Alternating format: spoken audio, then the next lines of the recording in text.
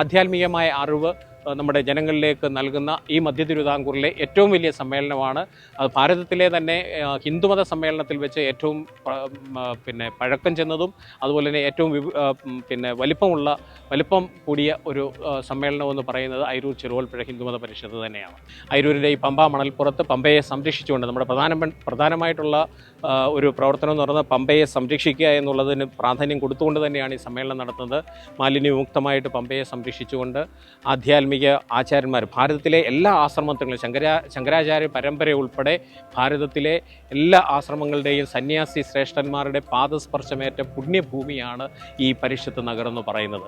കഴിഞ്ഞ വർഷം നമ്മൾ പമ്പ ആരതി നടത്തിയപ്പോൾ സന്യാസിമാരുൾപ്പെടെ ഇവിടെ പമ്പ സ്നാനവും നടന്നു. നമുക്ക് ഗംഗയിൽ സ്നാനം ചെയ്യുന്ന ആ ഒരു സങ്കല്പത്തോടു കൂടി തന്നെ പമ്പയെ ആരാധിച്ചുകൊണ്ട് പമ്പ ആരതിയും പമ്പ സ്നാനവും ഈ വർഷവും നമ്മൾ അത് ഇവിടെ നടത്തുന്നുണ്ട്. അങ്ങനെ പ്രകൃതിയെ സ്നേഹിക്കാനും പമ്പയെ സംരക്ഷിക്കുവാനും ഉള്ള ആഹ്വാനവും ഈ പരിഷത്തിൽ നമ്മൾ ജനങ്ങൾക്ക് നൽകുകയാണ്.